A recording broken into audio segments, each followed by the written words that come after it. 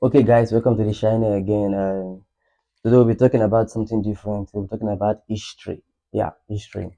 Let's know a little bit of our history, and today we'll be diving into the story or the history rather of the Royal Niger Company, and we'll be telling you how Nigeria as a country was sold to the British.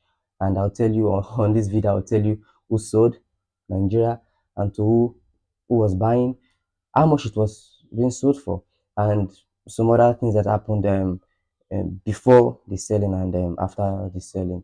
So let's dive into this video now. So we'll dissect how Nigeria, this modern day Nigeria, was sold to the British. I know some of most of us don't know Nigeria was sold to the British. Yeah, in this video we're going to educate you and enlighten you, so you know. So let's know a little bit of our history as a people. You understand? So let's dive into this, and we'll be breaking this video into segments, into chapters rather.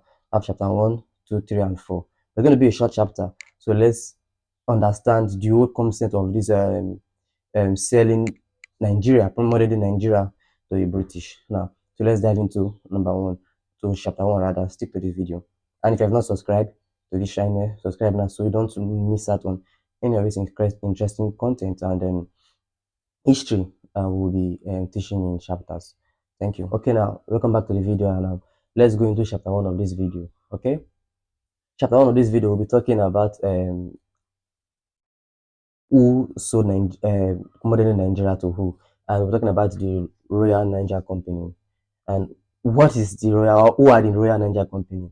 Now let's dive into it. Now, the Royal Niger Company is a British chartered. Now let's make taking of this word now. British chartered company that operated around Africa, not just Nigeria. Operated around Africa, but initially it wasn't even named the Royal Niger Company initially. It was first called United African Company, and later on it was then turned into National Africa Company. And this whole thing happened in the year 1876. Yeah, 1876. So through to the year 1886, it was then named the Royal Niger Company. And now let's narrow it down now to Nigeria now. Royal Niger Company to Nigeria, and we already know is a chartered company. That is, they do trade. The company, those when they come Africa, they do trade, they buy things and the rest. This is what basically the Royal Niger Company is. It's a company that does trade. So this is chapter 1 of this segment of this topic. But in chapter 2, we'll be asking some very valid question. This Royal Niger Company, are they doing just trade? Yes, are they doing just trade? Are coming to Africa or to what's now known as modern day Nigeria? Were they doing just trade, or there were other things they were doing also?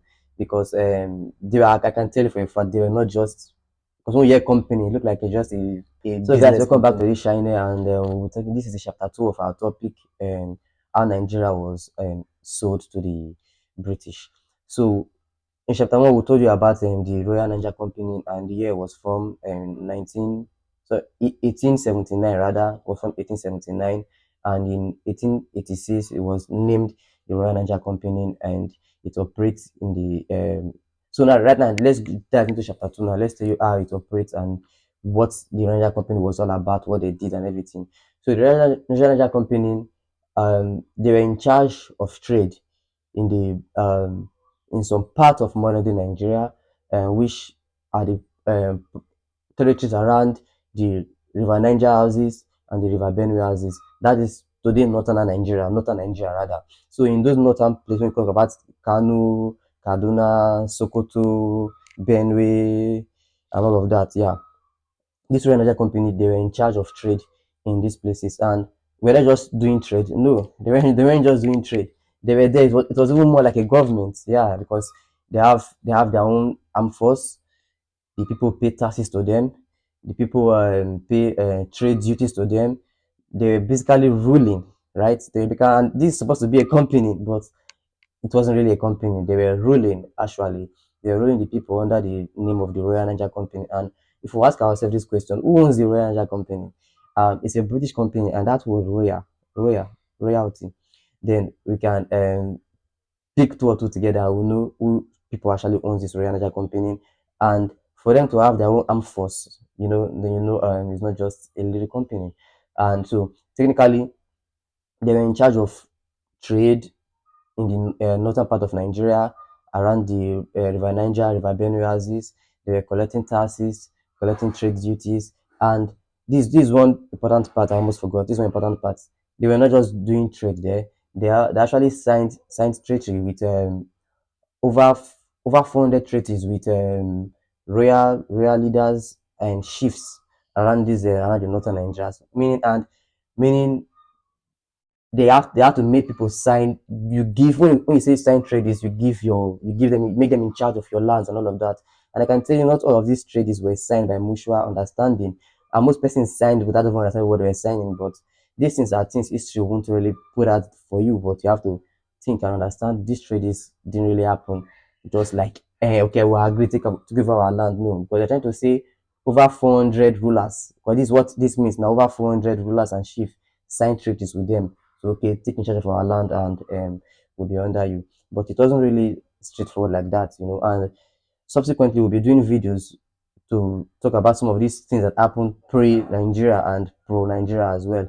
So we understand some of these issues, because when you understand some of these events that happens, then you really understand where we are as a people and what we are doing as a people. And this treaty that was being signed as well, it's one reason why today the land you think you have, you're actually not the one who actually owns this land, because they were treated that had been signed to the British government rather than to the Royal Niger Company rather.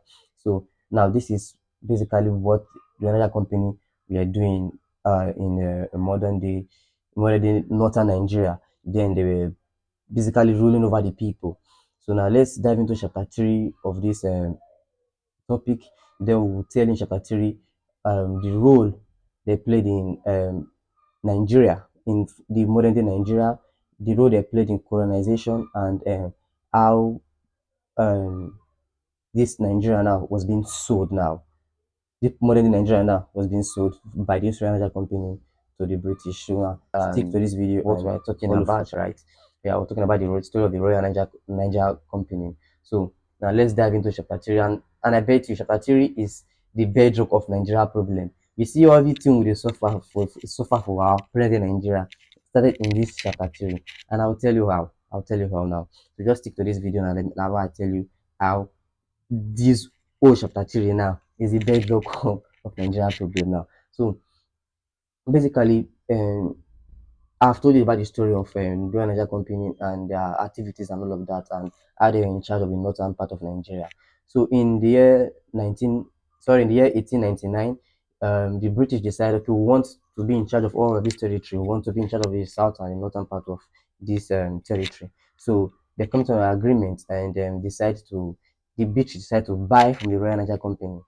And I use the word buy, and most places you see it's transfer. No, it's not transfer, because money was paid, and the money that was paid is not even up to a million pounds. It's not even up to £1 million. So in the next chapter, we'll tell you how much was paid for for Nigeria in chapter 4. So basically, like I said earlier, this is the bedrock of Nigeria problem, like the foundation where the whole thing started. So it started from when you decide to sell a group of persons that you came and started ruling them by trick. It made them to sign different treaty and all of that. You started to sell them like they are your entity, that they belongs to you. So you're selling to a government. So you can see this is where the whole problem starting from, selling the northern part of Nigeria, modern day Nigeria, to the British, who were already in charge of the southern part of Nigeria.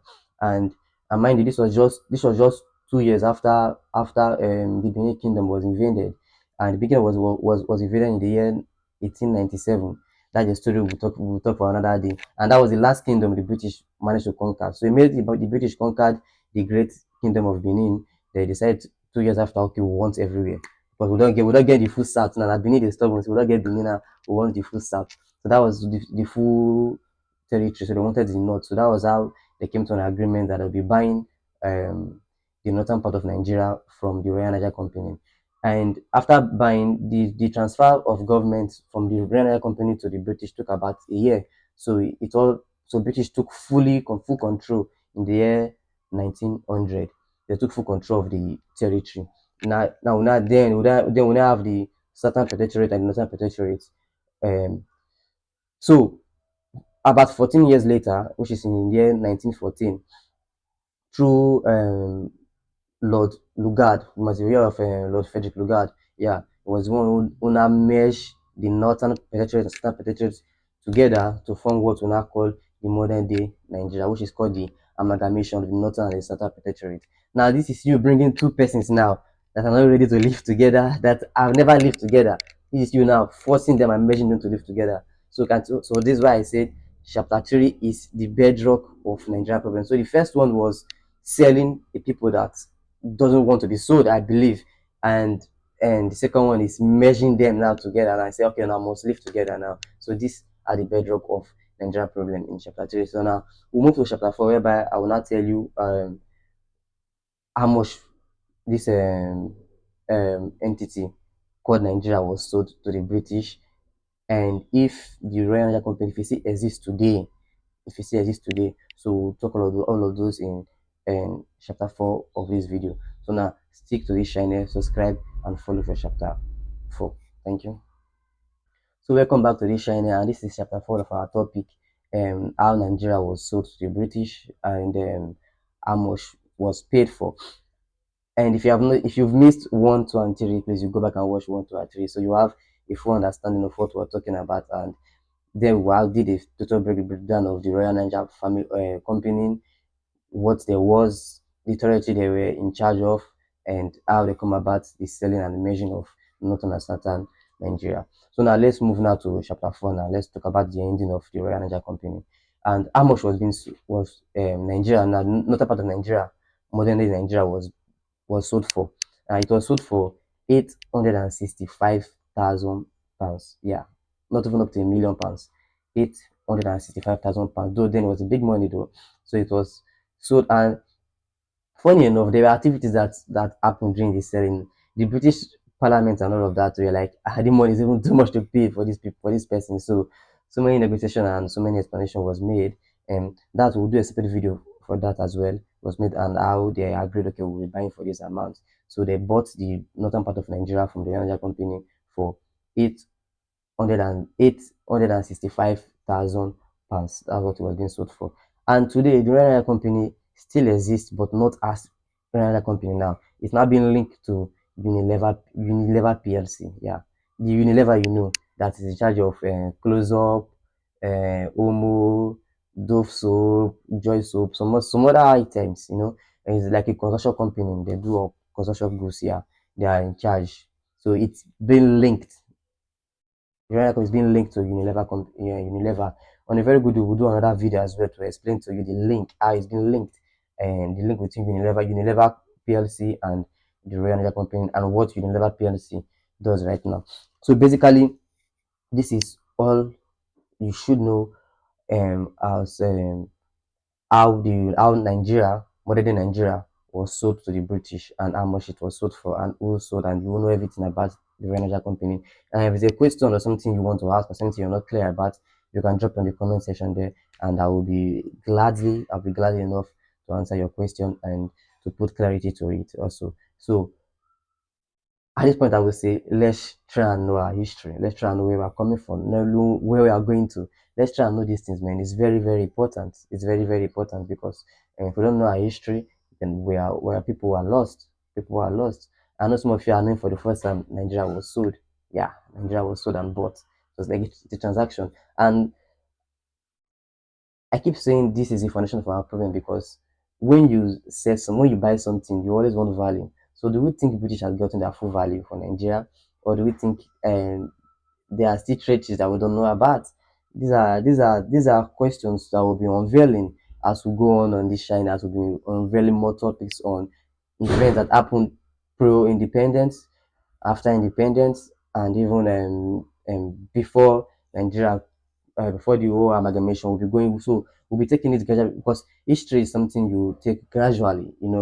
So we'll be going through this history gradually, and I believe some of us will now understand certain things, why certain things is, and why we are here today. So stick to this channel, and if you have not subscribe so you don't miss out on important and interesting discussion and session topic and interesting history as well. So thank you, and subscribe. Yeah, subscribe.